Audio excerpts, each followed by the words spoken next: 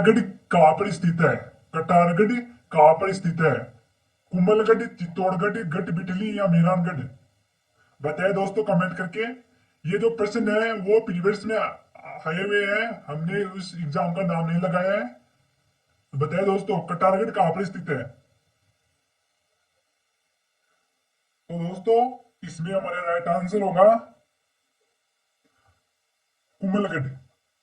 Right answer क्या होगा? कुंभलगढ़। कुंभलगढ़ के अंदर एक छोटा सा महल बना हुआ है, यानी कि कुंभलगढ़ के अंदर एक क्या बना हुआ है? छोटा सा महल बना हुआ है ना? उसको उसको क्या कहते हैं? उसको कटारगढ़ कहते हैं। और उसका निर्माण है ना, इस जो कटारगढ़ का जो निर्माण है, यानी वो जो कुंभलगढ़ का निर्माण है, वो 1458 ईस्वी के अंदर 1458 ईस्वी के अंदर राणा कुंभा ने करवाया था। किसने करवाया? राणा कुंभा ने। समझ गए? तो जो कटारगढ़ है वो क्या है? कुंभलगढ़ दुर्ग के अंदर एक छोटा सा बना हुआ दुर्ग है। उसको क्या कहते हैं? वो कटारगढ़ कहलाता है। समझ गए? और इसको कहते हैं मारवाड़ की आंख भी कहते हैं। इसको क्या कहते हैं? आंख कहते हैं। किसकी? मारवाड़। इसको मेवाड़ की। मेवाड़ की। मेवाड़ की आंख कहते हैं इसको। समझ गए दोस्तों? तो इसके अंदर हमारा एक राइट आंसर हो जाएगा। नेक्स्ट क्वेश्चन है हमारा कि मेवाड़ राज्य में महकमा खास की स्थापना की थी। दोस्तों मेवाड़ राज्य के मायने महकमा खान की स्थापना किसने की? देखो राजस्थान सीईटी ग्रेजुएशन लेवल 2022 में सीट नंबर डी में पूछा गया है। बताया दोस्तों, महाराणा शंभू सिंह ने, महाराणा अजीत सिंह ने, महाराणा गंगा सिंह ने या महाराणा सज्जन सिंह ने? बताया दोस्तों कमेंट करके। तो दोस्तों इसके अंदर हमारा राइट आंसर होगा ए, महाराणा शंभू सिंह ने। महाराणा शंभू सिंह ने महकमा खान की स्थापना की थी। समझ गए? और जो इसकी स्थापना है दोस्तों, जो इसकी स्थापना की गई थी दोस्तों, वो की गई थी 1869 ईस्वी के अंदर। कब की गई थी? 1869 ईस्वी के अंदर की गई थी। समझ गए? तो इसके अंदर हमारा एक करेक्ट आंसर हो जाएगा। नेक्स्ट प्रश्न है दोस्तों हमारा कि महाराणा प्रताप ने चावंड को अपनी राजधानी कब बनाया? वेरी वेरी इंपॉर्टेंट प्रश्न है दोस्तों, बार बार पूछा गया है कि महाराणा प्रताप ने चावंड को अपनी राजधानी कब बनाया। देखो राजस्थान सिटी ग्रेजुएशन लेवल 2022 में सीट सी में भी ये प्रश्न पूछा गया है कि महाराणा प्रताप ने अपनी जो राजधानी थी चावंड, उसको कब बनाया? 1580 के अंदर, 1576 के अंदर, 1582 के अंदर या 1585 के अंदर? बताइए दोस्तों। तो दोस्तों इसके अंदर हमारा राइट आंसर हो जाएगा 1885। 1885 के अंदर महाराणा प्रताप ने चावंड को अपनी राजधानी बनाई थी। समझ गया दोस्तों? तो इसके अंदर हमारा डी राइट आंसर हो जाएगा।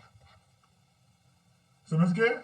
अगला प्रश्न है हमारा कि खानवा खानवा का युद्ध खालिस्तान में लड़ा गया।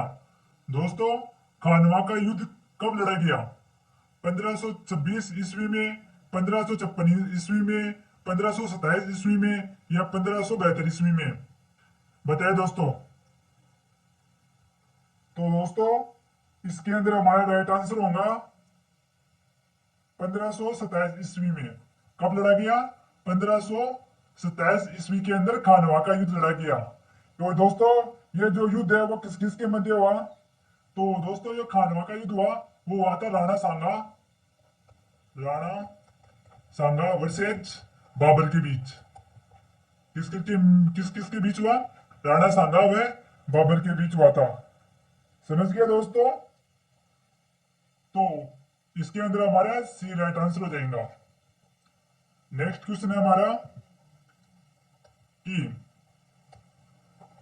चिरिजा शिलालेख किस राजवंश के शासकों का उल्लेख करता है? दोस्तों जो चिरजक शिलालेख है वो किस राजवंश के शासकों का उल्लेख करता है? मारवाड़ के राठौड़ शासकों का, मेवाड़ के गुहिल शासकों का, आमेर के कछवा शासकों का या अजमेर के चौहान शासकों का? बताएं दोस्तों कमेंट करके क्या होगा इसके अंदर राइट आंसर।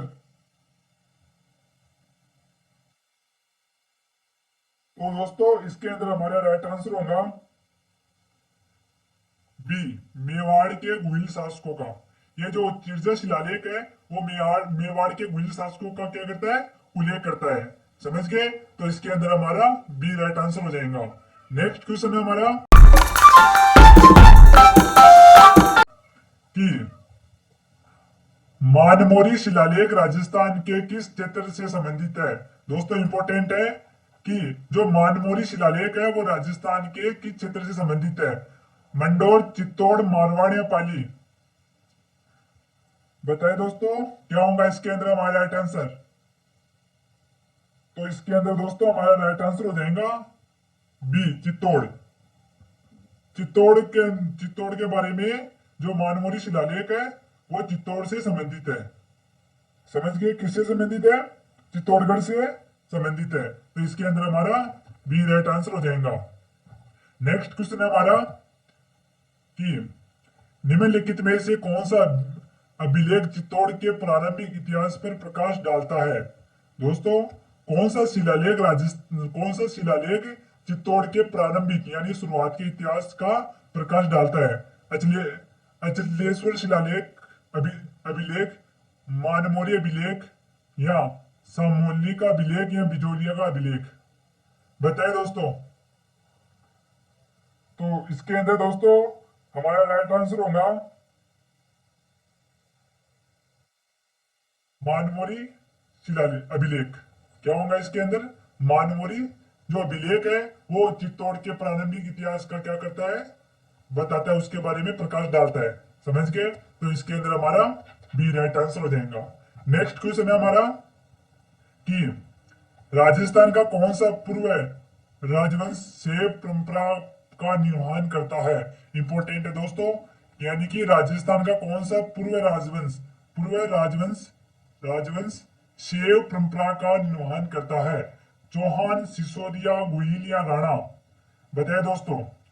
देखो पूर्व का राजवंश जो कि शैव परंपरा का निर्माण करता है यानी उसको मानता है। चौहान मानता है, सिसोदिया मानता है, गुहिल मानता है या राणा मानता है। तो दोस्तों इसके अंदर हमारा राइट आंसर हो जाएगा गुहिल। जो गुहिल वंश है वो क्या शैव परंपरा को मानता है। और गुहिल वंश की स्थापना किसने की दोस्तों? जो गुहिल वंश की स्थापना की थी वो गुहिल ने की थी या गुहिलादित्य ने की थी। गुहिलादित्य ने। समझ गए? और इन्होंने एक शैव परंपरा का निर्माण किया था। क्या किया था इन्होंने? शैव परंपरा का निर्वहन किया था। समझ गए? और इन्होंने मेवाड़ के अंदर बप्पा रावल की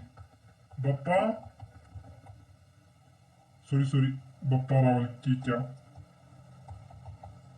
इन्होंने मेवाड़ के अंदर एकलिंग जी का मंदिर बनवाया।